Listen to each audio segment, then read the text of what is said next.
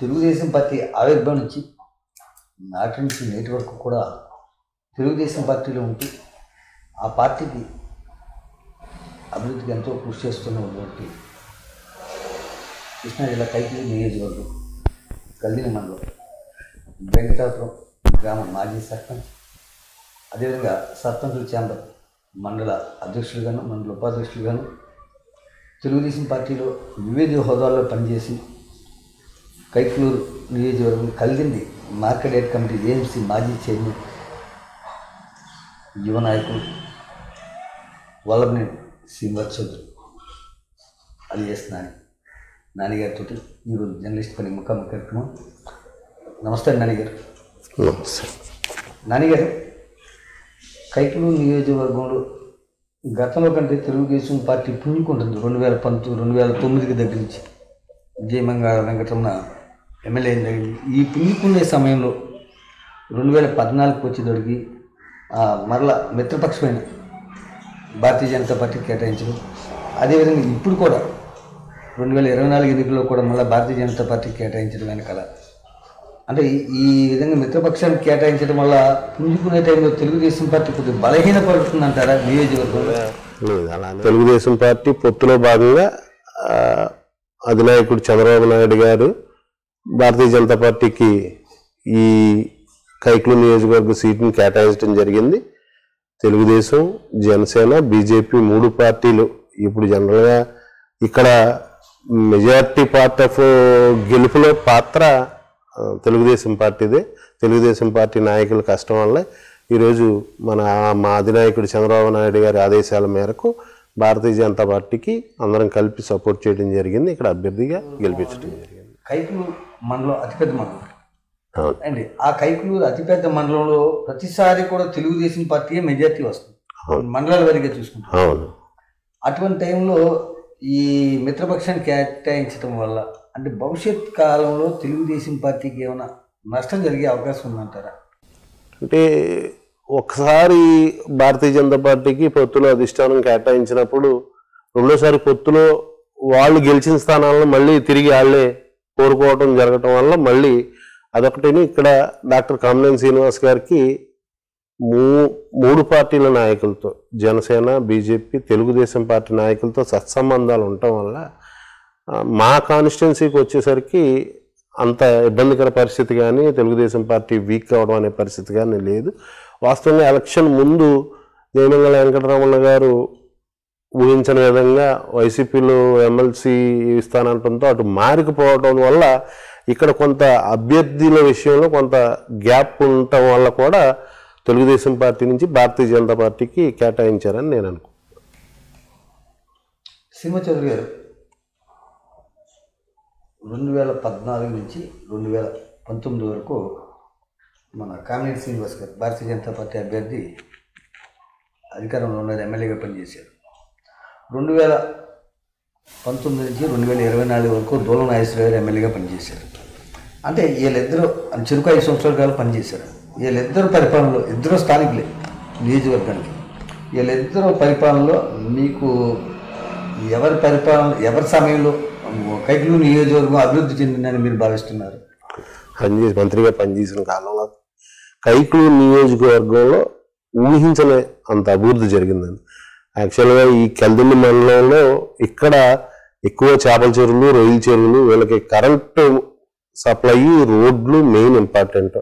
ఆ విషయంలో మటుకు మనకి కొత్తగా ఒక 4 సబ్స్టేషన్లు కట్టారు. చిగురుకోట ఇదివరకు పూర్వం మాకు మన కైకలూరు నియోజకవర్గానికి కరెంట్ కావాలంటేనే ఏలూరు నుంచి లైన్ వచ్చేది. అటువంటిది సపరేట్గా మనకి చిగురుకోటలో 33 kV లైన్ పెట్టి ఈ కరెంట్ ప్రాబ్లం లేకుండా ఇంచుమించుగా ట్రాన్స్ఫార్మర్ అడిగిన వాళ్ళందరికీ 1500 ట్రాన్స్ఫార్మర్లు ఈ నియోజకవర్గంలో కొత్తగా ఇచ్చి, అది కూడా సబ్సిడీ మీద ట్రాన్స్ఫార్మర్స్ ఇచ్చి ఇక్కడ ఆక్వాకల్చర్ కానీ ఫిష్ కల్చర్ కానీ డెవలప్మెంట్ విషయంలో ప్రభుత్వం చంద్రబాబు నాయుడు గారు కూడా ₹2 సబ్సిడీకి కరెంట్ ఇవ్వడం వల్ల కానీ ఈ ప్రాంతం బాగా అభివృద్ధి చెందింది. అలాగే విపరీతమైన వాటర్ ట్రబుల్ ఫేస్ చేసే టైంలో శ్రీనివాస్ గారు 8 కోట్లతో మన కొండంగి లిఫ్ట్ ఎత్తిపోతల పథకం పెట్టడం వల్ల కింద గ్రామాలన్నీ కూడా మంచి 20,000, 30,000, 40,000 రూపాయలు లీజు ఉండే పొలాలు కూడా 80-90 వేలు లీజ్ వచ్చి చిన్న చిన్న వాళ్ళు కూడా బాగుపడే పరిస్థితి వచ్చింది. 100% తెలుగుదేశం ప్రభుత్వంలో కామినేని శ్రీనివాస్ గారు ఎమ్మెల్యేగా ఉండగా ఈ ప్రాంతంలో మటుకు మంచి అభివృద్ధి జరిగింది. శ్రీనివాస్ చౌదరి గారు, ఇప్పుడు అంటే మీరు తెలుగుదేశం పార్టీ నాయకులుగా ఉండి తెలుగుదేశం పార్టీలో జరిగిందని చెప్తున్నారు. గోళ నాగేశ్వర గారి సమయంలో 5 సంవత్సరాల సమయంలో అసలు ఏమి అభివృద్ధి చేయలేదంటారు ఆయన? నాకు తెలిసి ఈ కలిదిండి మండలంలో అయితే ఏమి అభివృద్ధి జరగలేదండి.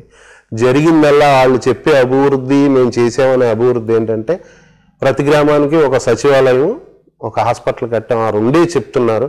ఆ సచివాలయాలు కొన్ని ఇంకా పూర్తిగా ప్రారంభోత్సవం అవ్వలేదు, కొన్ని పెండింగ్లో ఉన్నాయి తప్ప రోడ్లు కానీ చాలా దుర్భరమైన రోడ్లు, ఒక్క రోడ్డు కూడా బాగున్న పరిస్థితుల్లో ఇక్కడ ఉంది. ఇక్కడ స్పెషల్గా నేను నా ఎమ్మెల్యే హయాంలో కలిదిండి మండలంలో డెవలప్ చేశాను అని చెప్పుకోవడానికి అయితే మటుకు నాకు తెలిసి ఏమీ లేదు.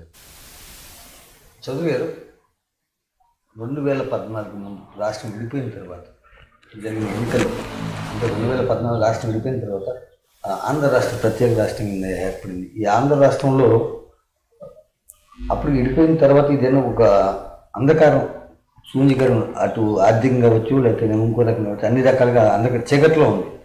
అటువంటి సమయంలో 2014 టీడీపీ విజయం సాధించడము, అది చంద్రబాబు నాయుడు గారు అసెంబ్లీని, అటు పోలవరాన్ని, ఇటువంటి ఎన్నో మంచి పనులు చేశారు. అయినప్పటికీ కూడా 2014 ఎన్నికల్లో, 2019 ఎన్నికల్లో టీడీపీ ఘోరంగా వాటొచ్చింది. దీనికి కారణం ఏంటంటే రాష్ట్రం విడిపోయిన తర్వాత చంద్రబాబు నాయుడు గారి అవసరం ఉంది, ఆయన ఉంటేనే ఈ రాష్ట్రం తిరిగి ఈ అప్పులో ఉన్న రాష్ట్రాన్ని 16,000 కోట్ల లోటు బడ్జెట్లోని రాష్ట్రాన్ని అభివృద్ధి పదంలో నడిపించగలరని అందరూ చంద్రబాబు నాయుడు గారికి సపోర్ట్ చేయడం జరిగింది. అలా 5 సంవత్సరాలు గడిచిన తర్వాత నా ఉద్దేశంలో ప్రభుత్వం మీద వ్యతిరేకత ఏమీ లేదు, కానీ ఈ రాజశేఖర రెడ్డి కుమారుడు ఒక్కసారి నన్ను చూడండి అని అడుగుతున్నాడు అన్న భావనలో ఎక్కువ % ప్రజలు అటు మొగ్గు చూపడానికి ఒకసారి ఛాన్స్ ఇచ్చి చూద్దాం కదా అన్న ఉద్దేశం ఒకటి ఎక్కువగా కనపడింది. ప్లస్ 2 సోషల్ మీడియాలో విపరీతమైన ఫేక్ ప్రచారాలు కూడా కొంతవరకు ఆ నమ్మకాలని క్రియేట్ చేసేటట్టు చేశారు. దానివల్ల తప్ప ప్రభుత్వ అభివృద్ధి విషయంలో కానీ ప్రభుత్వం మీద నాకు తెలిసి అయితే ఎటువంటి వ్యతిరేకత లేదు. ఒక్కసారి చూద్దాం అన్న ఉద్దేశంతో జరిగిన పొరపాటు అది. ఒకసారి అవకాశం ఇచ్చి అడిగారని ఇచ్చారంటారు ప్రజలు. ఒక్కసారి చూద్దాం అన్న అవకాశాన్ని ప్రజలు ఇచ్చారు. అయితే 2024 మొన్న జరిగిన ఎన్నికల్లో జగన్మోహన్ రెడ్డి 2019 నుంచి 2024 వరకు ఆయన పరిపాలించాడు జగన్మోహన్ రెడ్డి గారు. ఈ 5 ఏళ్ల కాలంలో ఆయన సచివాలయాన్ని, లేకపోతే వాలంటీర్ వ్యవస్థని, ఇలా ఎన్నో అభివృద్ధి పథకాలు చేపట్టాను. అయినప్పటికీ చెబుతున్నాడు ఆయన. అయినప్పటికీ కూడా 2024 మొన్న జరిగిన ఎన్నికల్లో ఘోర ఓటమి. ఇప్పటి వరకు రాజకీయ పార్టీలు పుట్టిన తర్వాత ఏ పార్టీ కూడా అంత ఓటమి చెందలేదు, ఆ విధంగా ఓటమి చెందింది. దీనికి కారణం ఏంటంటారు? అంటే మీరు సచివాలయాలు కన్స్ట్రక్షన్ చేయడం వల్ల, ఒక సచివాలయ వ్యవస్థను ఏర్పాటు చేయడం వల్ల, దానికి ఆ వ్యవస్థకు బిల్డింగ్ కట్టడం వల్ల ప్రజలకు వచ్చే లాభం ఏం లేదండి. ప్రజలకు అందిన సంక్షేమ కార్యక్రమాలను మీరు చెప్పినట్లో 60-70% ఏ ప్రభుత్వం వచ్చినా ఆటోమేటిక్గా రన్ అయ్యే. వృద్ధాప్య పెన్షన్ కానీ, కొంత ఇదివరకు ఇప్పుడు విద్యా దీవెన పెట్టారు, పూర్వం స్కాలర్షిప్ అని ఇచ్చేవాళ్ళు. అలాగే కొన్ని సంక్షేమ పథకాలు ప్రవేశపెడితే పెట్టి ఉండొచ్చు, కానీ అభివృద్ధిని పూర్తిగా జీరో చేసేసి సంక్షేమం ఒకటే నేను ప్రభుత్వం నుంచి డబ్బు తీసుకొచ్చి పేదలకు ఇస్తాను అంటే అది సంక్షేమంతో పాటు అభివృద్ధి కూడా ముఖ్యం. ఇక్కడ ప్రజలు అభివృద్ధిని కోరుకున్నారు. దారుణమైన రోడ్లు కానీ ఇంకా ఏ రకమైన రాష్ట్ర ప్రభుత్వం చేయవలసిన ఏ పని కూడా ఇక్కడ జరగలేదు, స్టేట్లో జరగలేదు. మామూలుగా ఇక్కడైతే ఇప్పుడు సబ్సిడీ ఎత్తేసారు, ట్రాన్స్ఫార్మర్స్ కొత్తగా మనం కావాలంటే దానికి ఒక సిస్టమ్ పెట్టారు, ఫుల్ పేమెంట్ కట్టమన్నారు. వీటన్నిటిని కూడా రైతులు కానీ ప్రజలు కానీ ఏదో మనం డబ్బులు ఇచ్చాం అయిపోయిందన్న భావం నుంచి ఇక్కడ అభివృద్ధి లేదు, మనం రోజు ఇబ్బంది పడుతున్నాం. ఒక ఆటో అతనికి 10,000 రూపాయలు సంవత్సరానికి ఇచ్చి ఈ రోడ్లలో ట్రాన్స్పోర్టేషన్లో రిపేర్ వర్క్ కింద అతను ఎంత లాస్ అవుతున్నాడు? 10,000 కాదు, 5 ట్రిప్పులు కిరాయి తోలేవాడు వాళ్ళు 1 ట్రిప్ తోలుకోవడానికి టైం సరిపోతుంది. అలా ప్రతి దాని మీద కనపడని రియాక్షన్ ప్రజల మీద పడింది, దాన్ని వాళ్ళు గుర్తించారు. శ్రీనివాస్ చౌదరి గారు, నేను అడిగేదానికి సూటిగా సమాధానం చెప్పండి. తెలుగుదేశం పార్టీని నమ్ముకుని తెలుగుదేశం పార్టీకి ఆవిర్భవించి నేటి వరకు కష్టపడ్డ వాళ్ళు చాలామంది ఉన్నారు ఈ నియోజకవర్గం. పార్టీ అధికారంలో లేనప్పుడు కొన్ని ఇబ్బందులు పడ్డాలు కూడా ఉన్నారు. ఎమ్మెల్యే టికెట్ ఆశించిన వాళ్ళు కూడా ఒక 5-6 ఉన్నారు. అయినప్పటికీ కూడా మన మిత్రపక్షం ఇచ్చారు. పొత్తు ధర్మంగా ఒకసారి టికెట్ వస్తుంది, ఒక్కోసారి రాదు. నిన్న జరిగిన కార్పొరేషన్ చైర్మన్లో కూడా కైకలూరు నియోజకవర్గానికి ప్రాధాన్యత దక్కలేదు అని ఎక్కువగా వినపడుతుంది. అది వాస్తవం అంటారా? అంటే మామూలుగా అది మన కొడాలి వినోద్కి టూరిజం డెవలప్మెంట్ కార్పొరేషన్ డైరెక్టర్ ఇచ్చారు. ఇంకా కొన్ని కార్పొరేషన్ పదవులు కానీ జిల్లా స్థాయిలో పూర్తి చేయాల్సిన కార్పొరేషన్స్ కానీ నామినేటెడ్ పోస్టులు కానీ చాలా ఉన్నాయి. వాటిలో తప్పకుండా కైకలూరు నియోజకవర్గానికి న్యాయం జరుగుతుందని అనుకుంటున్నాం. తప్పకుండా పార్టీ ఎప్పుడైనా కష్టపడి పనిచేసిన కైకలూరు నియోజకవర్గం ముదినేపల్లి మండలం వచ్చింది. అంటే ఒకరికి అవకాశం వచ్చింది. టూరిజం కార్పొరేషన్ డైరెక్టర్ వచ్చింది. డైరెక్టర్ వచ్చింది. చైర్మన్ రా. అంటే కొంతమంది ఏంటంటే ఇప్పుడు మీరే ఉన్నారు, పార్టీ కోసం ఆవిర్భావం నుంచి కష్టపడుతున్నారు, ఆర్థికంగా మీరు కొంత నష్టపోతున్నారు కూడా. అలాగే మిమ్మల్ని నమ్ముకున్న వాళ్ళు కొంతమంది ఉన్నారు అండి. మీ అభిమానులుగా కొంతమంది ఏమంటున్నారంటే మా నాయకుడికి పదవి రాలేదు, లేకపోతే ఇంకోటి రాలేదు అన్న నిరుత్సాహంలో ఉన్నారు. అంటే వాళ్ళు నిరుత్సాహం అంటే మీకు పదవి మీద వ్యామోహం లేకపోయినప్పటికీ కూడా వాళ్ళ నిరుత్సాహాన్ని పొందకుండా చేయడానికి ఏంటి కారణాలు? అంటే కష్టపడి పనిచేసిన ప్రతి వ్యక్తి, ప్రతి నాయకుడు కూడా గుర్తింపు కావాలని కోరుకోవడంలో తప్పులేదు. అలానే పార్టీ ఎంతమందికి పదవులు ఇవ్వగలరు అనేది కూడా మనం ఆలోచించాలా. ఒక టైము ఇప్పుడు నా వరకు అయితే నాకు ఒకసారి మార్కెట్ యార్డ్ చైర్మన్గా నాకు అవకాశం కల్పించారు. మీరు అన్నది వాస్తవం. మేము చాలా లిమిటెడ్ పర్సన్స్ వైసీపీ ప్రభుత్వం అరెస్ట్ చేసి కేసులు పెట్టి అరెస్టులు చేస్తున్న రోజుల్లో మా వంతుగా పార్టీ ఏ అవకాశం ఏమని చెప్పినా కూడా నా అంతటి నేనైతే స్వతహాగా నాకన్నా ముందు మాతో పాటు పనిచేసిన మా తోటి సభ్యులందరికీ ముందుగా వాళ్ళకి ఇంపార్టెన్స్ ఇచ్చి వాళ్ళందరికీ పదవులు, ఏదో పదవి కానీ జిల్లా స్థాయి నియోజకవర్గ స్థాయిలోనూ వాళ్ళకి పదవులు ఇచ్చి గుర్తింపు రావాలని 100% కోరుకుంటున్నాం. వచ్చేలా ప్రయత్నం చేస్తాం. దానికి తోడు ఇప్పుడేమో 3 పార్టీలు ఎక్కువ మంది నాయకులు అయిపోయారు. అందరూ కూడా అంటే మెజారిటీ 4 పార్టీలు అయినా సరే నాయకులు ఎక్కువ మంది అయిపోయారని మాట తప్పండి. ఒకే పార్టీలోంచే ఈ పార్టీలోకి ఆ పార్టీలోకి ఇదే అయ్యారండి. కొత్తగా వచ్చిన నాయకులు, పుట్టుకొచ్చిన నాయకులు ఎవరు లేరండి. లేరు. కానీ అంటే ఇప్పుడు 10 పదవులకి 10 పదవులు తెలుగుదేశం పార్టీకి వచ్చే పరిస్థితి నుంచి 60% ఒక 60% వచ్చేసారు కదా. మిగతా కొంత షేరింగ్లో మిగతా పార్టీ నాయకులు ఇవ్వాల్సిన అవసరం ఉంది కదా. ఇప్పుడు అప్పుడు పొత్తు లేదు కాబట్టి భారతీయ జనతా పార్టీ అయినా జనసేన అయినా వైసీపీ మీద ఫైట్ చేసిన టైంలో మాతో కలిసి ప్రయాణం చేసింది తక్కువ టైము. లాస్ట్లో పొత్తులో కలిసాక వాళ్ళు కూడా ఫైట్ చేశారు. కానీ అందరూ ఇప్పుడు పదవుల దగ్గరికి వచ్చేసరికి వాళ్ళ షేర్ వాళ్ళకి ఇవ్వాల్సి రావడం, అయినా ఇంకా ఇక్కడ ఏమి పదవుల పంపకం పూర్తి కాలేదు, మొదలవ్వలేదు. ఆల్రెడీ సొసైటీసు, నీటి సంఘాలు, మార్కెట్ యార్డులు ఇవన్నీ ఒకదాని తర్వాత ఒకటి వస్తాయి. డెఫినెట్గా కష్టపడిన ప్రతి నాయకుడిని గుర్తుంచుకుని ఫుల్ఫిల్ చేస్తారు. ప్రభుత్వం ఆ డైరెక్షన్ ఇస్తుంది. మా పార్టీ కూడా కార్యకర్తలను గుర్తించాలన్న ఉద్దేశంలోనే ఉంది. లోకేష్ గారు కానీ చంద్రబాబు నాయుడు గారు కానీ పూర్తిగా ఎలక్షన్స్ అయిన తర్వాత కూడా పార్టీలో ఎవరు కష్టపడ్డారు, ఎవరెవరు ఏ టైంలో నుంచి పార్టీని గుర్తింపు తీసుకొచ్చారు అనేది పార్టీ అధిష్టానం దగ్గర పూర్తిగా వివరం ఉంది. దాని ప్రకారం తప్పకుండా పదవులు వస్తాయని నేను అనుకుంటున్నాను. సింహచౌదరి గారు ప్రస్తుత MLA, Bharatiya Janata party MLA Kamineni Srinivas గారు ఎమ్మెల్యేకి కొనసాగుతున్నారు. Kamineni Srinivasarao Bharatiya Janata party MLA, మిత్రపక్ష MLA. ఇప్పుడు తెలుగుదేశం ఉంది, జనసేన పార్టీ ఉంది. ఈ తెలుగుదేశం జనసేన పార్టీ సభ్యులకి ఆయన తగిన ప్రాధాన్యత ఇస్తారని మీరు భావిస్తున్నారా అంటారా లేదంటారా? 100% ఇస్తారండి. ఎందుకంటే ఆయన చాలా సందర్భాల్లో తెలియజేశారు, డైరెక్ట్గానే చెప్పారు. అంటే అది మరి ప్రెస్లో వచ్చిందా లేదా అనేది కానీ ఓపెన్ మీటింగ్లోనే చెప్పారు.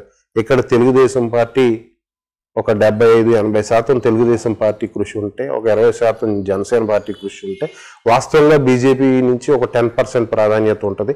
కాబట్టి ఇక్కడున్న కూటమి నాయకులు అందరికీ ఎవరైతే కష్టపడ్డారో వాళ్ళందరికీ న్యాయం చేయాలి, తప్పకుండా సహకరిస్తానని ఆయన తెలియజేశారు. న్యాయం జరుగుతుందని నేను భావిస్తాను. చెప్పారు.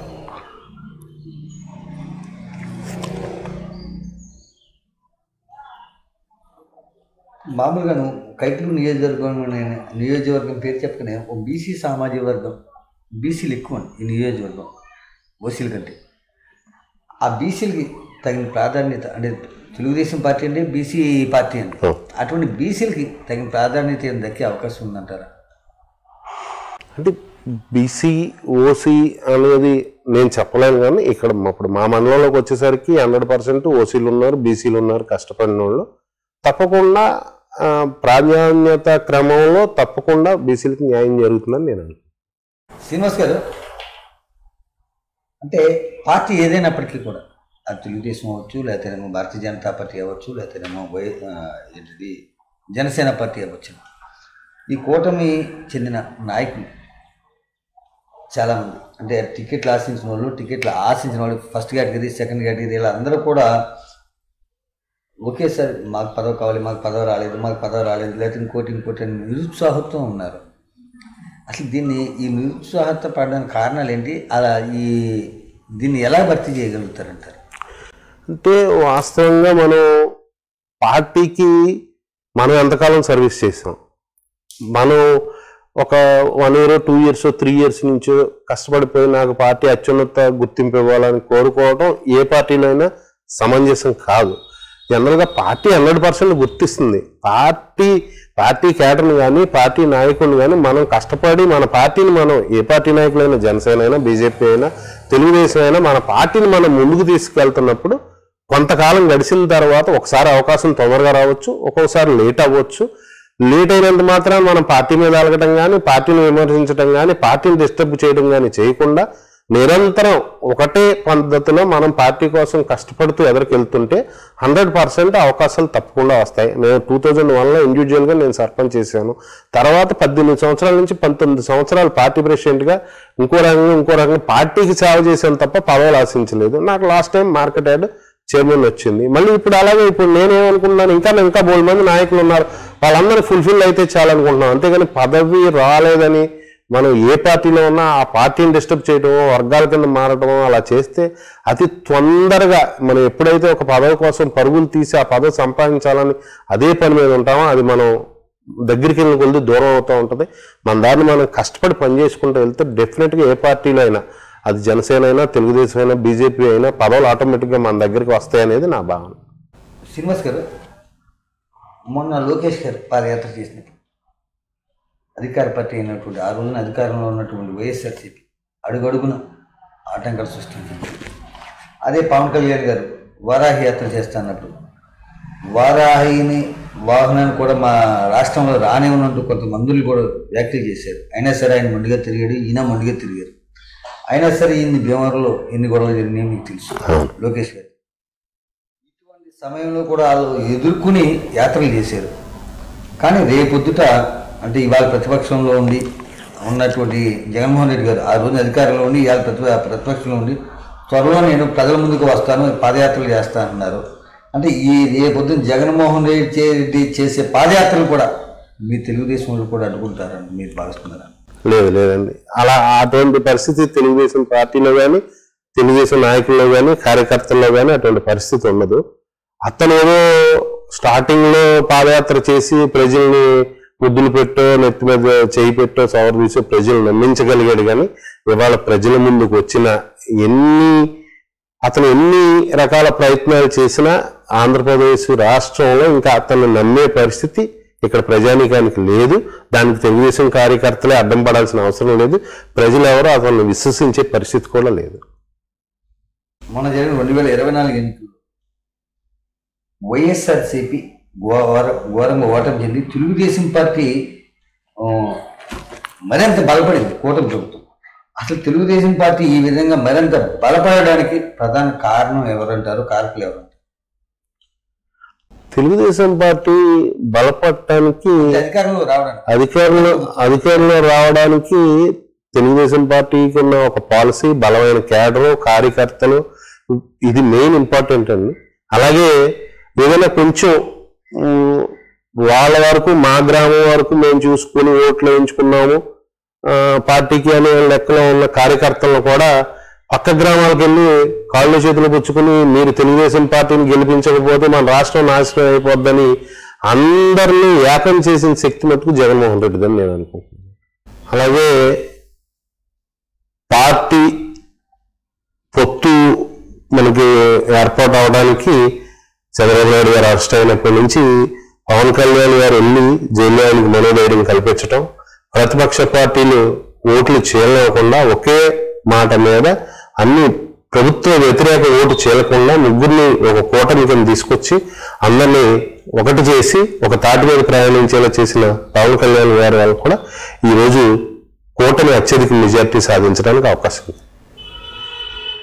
వల్లభనేని శ్రీనివాసరావు గారు అలివేస్తున్నాను నాన్నగారు, మీరు 2001లో కల్దిండి మండల వెంకటాపురం గ్రామ సర్పంచ్గా పనిచేశారు, ప్రెసిడెంట్గా. ఆ సమయంలో మీ గ్రామంలో ఎటువంటి అభివృద్ధి చేశారు, ఏంటి మీరు చేసిన అభివృద్ధి? మీరు ఇక్కడే పెట్టారు, ఇక్కడే పెరిగారు, మొత్తం అన్ని కూడా మీకు తెలిసి ఇక్కడ గతంలో ఎలా ఉండేది, మీరు ప్రెసిడెంట్గా సర్పంచ్గా అయిన తర్వాత ఎలా ఉంది, ఏం చేశారు? అదే టైంలో మీరు సర్పంచ్గా చేసే టైంలో మండల సర్పంచులు అధ్యక్షులుగాను ఉపాధ్యక్షులుగాను చేశారు.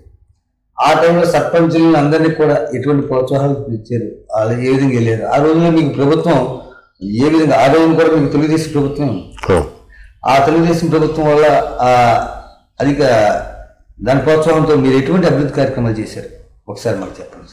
2001లో నేను సర్పంచ్గా ఎన్నికైన తర్వాత చాలా చిన్న వయసులో మనం పంచాయతీ సర్పంచ్గా ఎన్నికైన తర్వాత అప్పట్లో కొత్తగా సిసి రోడ్ల నిర్మాణం అనేది కొత్తగా స్టార్ట్ అయింది. అప్పట్లోనే మా గ్రామంలో 2-3 సిసి రోడ్ల కింద మార్చడం జరిగింది. అంగన్వాడీ కేంద్రాలు కన్స్ట్రక్షన్ చేయడం జరిగింది. అలాగే మంచినీళ్ళ చెరువు చుట్టూ ఫెన్సింగ్ ఏర్పాటు చేసి స్వచ్ఛమైన నీరు అందించడానికి ప్రయత్నం చేయడం జరిగింది. అలాగే గ్రామాల్లో అంతర్గత రహదారులు కానీ, గ్రామంలో ఉన్న వాళ్ళకి ఎవరికి ఏ అవసరం వచ్చినా వీధులను పరిశుభ్రంగా ఉంచి పంచాయతీకి ఒక స్వచ్ఛమైన రూపం ఇచ్చి అభివృద్ధి పదంలో పంచాయతీని నడిపించడం జరిగింది. ఆ రోజుల్లో ప్రభుత్వం నుంచి వచ్చిన గ్రాంట్స్ ఈ పంచాయతీకి వచ్చే తక్కువ ఆదాయం వల్ల, హౌస్ ట్యాక్స్ కానీ ఏదైనా తక్కువ ఉండటం వల్ల ఎక్కువ % బయట నుంచి నిధులు తీసుకొచ్చి ఊరు గ్రామంలో నుంచి పొలాల దగ్గరికి వెళ్ళే రహదారులు మార్కెటింగ్ నిధులతో కానీ ఇలాంటి అభివృద్ధి కార్యక్రమాలన్నీ మనం పంచాయతీ సర్పంచ్గా ఉన్న టైంలో అభివృద్ధి చేయడం జరిగింది. అలాగే మండల సర్పంచుల సంఘం అధ్యక్షుడిగా అందరు సర్పంచుల్ని, పార్టీలకు అతీతంగా అందరు సర్పంచుల్ని కలుపుకొని సర్పంచులకు రావాల్సిన హక్కులు, సర్పంచుల యొక్క గౌరవానికి భంగం కలగకుండా, అలాగే సర్పంచుల సమస్యలపై పోరాటం చేస్తూ అప్పుడు రాజేంద్ర ప్రసాద్ గారు సర్పంచుల సంఘం అధ్యక్షుల కింద ఉండేవాళ్ళు. మేము దాంట్లో అప్పుడు మా హక్కుల కోసం హైదరాబాద్ కూడా వెళ్ళి పోరాటం చేసి మా డిమాండ్స్ని, అధికార పార్టీలో ఉన్నా కూడా మా డిమాండ్స్ ముఖ్యమంత్రికి సమర్పించి సర్పంచుల అందరినీ అభివృద్ధికి మాకు మార్కెటింగ్ సెస్లో కానీ, రిజిస్ట్రేషన్లో కానీ, ఎందులో అయితే ఎన్ఆర్జీఎస్లో కానీ, పన్నెండు ఆర్థిక సంఘం నిధులు కానీ, ఏ అయితే పంచాయతీలకి రావాల్సిన వాటా ఉందో అది పూర్తిగా పంచాయతీలకి చెందేలాగా మేము మండల స్థాయిలో కానీ, నియోజకవర్గ స్థాయిలో కానీ అన్నింటిలోనూ మా వంతు ప్రయత్నం మేము చేసి అభివృద్ధి చేయడం జరిగింది. అలాగే తర్వాత మళ్ళీ మేము నేను దిగిపోయినా మళ్ళీ బీసీ అయినా ఇంకో సర్పంచ్ని మనం పెట్టగానే మనకన్నా అత్యధిక మెజార్టీతో ఆదరించి గెలిపించడం జరిగింది. ప్రజలు చేసిన అభివృద్ధిని మంచిది ప్రజలు గుర్తించారు. అలాగే మ్యాక్సిమం ఇప్పటి వరకు పంచాయతీ అభివృద్ధికి కట్టుబడి పనిచేస్తున్నాం. 2017-18లో కల్దిండి అగ్రికల్చరల్ మార్కెట్ కమిటీ చైర్మన్గా తెలుగుదేశం పార్టీ నాకు అవకాశం కల్పించడం జరిగింది. ఆ టైంలో మార్కెట్ యార్డ్ అభివృద్ధి కోసం మనం మార్కెట్ యార్డ్లో ఉన్న ఇంటర్నల్ రోడ్లన్నీ సీసీ రోడ్లుగా మార్చడం జరిగింది. అలాగే నిరుపయోగంగా ఉన్న గోడౌన్స్, అంటే ఇక్కడ అగ్రికల్చరల్ ల్యాండ్ తగ్గిపోయి ధాన్యం ప్రొడక్షన్ తగ్గిపోవడం వల్ల నిరుపయోగం ఉన్న గోడౌన్స్కి మనం పర్మిషన్ తీసుకొచ్చి రొయ్యల మేత స్టాక్ చేసుకుని అద్దె పెట్టుకుని మనం అందులో నిల్వ చేసుకుని మనం చేసుకోవడానికి ఆ గోడౌన్స్ అద్దెకి ఇవ్వడం జరిగింది. ఇంచుమించుగా ₹1,00,000 ప్రతి నెల మార్కెట్ యార్డుకి ఆదాయం వచ్చేలాగా మనం ఏర్పాటు చేయడం జరిగింది. అలాగే ఈ చుట్టుపక్కల ఉన్న మార్కెటింగ్ సెస్ ఎక్కువ కలెక్ట్ చేసి మన మార్కెట్ యార్డ్ ఆదాయం పెంచడం జరిగింది. అలాగే మార్కెట్ యార్డ్ ముందు రోడ్డు పక్కన ఆక్రమణకు గురయ్యి మార్కెట్ యార్డ్ మూసేసే పరిస్థితి వస్తే అదంతా మనం క్లియర్ చేసి ఒక చక్కటి షాపింగ్ కాంప్లెక్స్ నిర్మాణం చేయడం జరిగింది. అది మనం మార్కెట్ యార్డ్ చైర్మన్ అయిన తర్వాత స్టార్ట్ చేసి మన టైంలోనే మళ్ళీ ప్రారంభోత్సవం కూడా చేసి పూర్తి చేసి ఆ షాప్స్ అద్దెకి ఇవ్వడం జరిగింది. అలాగే రైతు బజార్ కల్దిండి చుట్టుపక్కల కొన్ని గ్రామాలకి కూరగాయలు పండించే వాళ్ళు చాలా ఎక్కువగా ఉన్నారు. వాళ్ళకి అందుబాటులోకి తేవడానికి రైతు బజార్ కన్స్ట్రక్షన్ 54 లక్షలతో మనం రైతు బజార్ శాంక్షన్ తెచ్చి కన్స్ట్రక్షన్ పూర్తి చేయడానికి ఒక 60 to 70% కన్స్ట్రక్షన్ పూర్తయిన తర్వాత ప్రభుత్వం మారిపోవడం వల్ల అది అలా ఆగిపోయింది. గత 5 సంవత్సరాల నుంచి కూడా ఆ 30-40% పనిచేయకుండా రైతు బజార్ని అలా పెట్టారు. డెఫినెట్గా మళ్ళీ ప్రభుత్వం అధికారంలోకి వచ్చింది. తప్పకుండా రైతు బజార్ కూడా పూర్తి చేసి ప్రజలకు అందుబాటులోకి తీసుకొస్తామని తెలియజేస్తాను.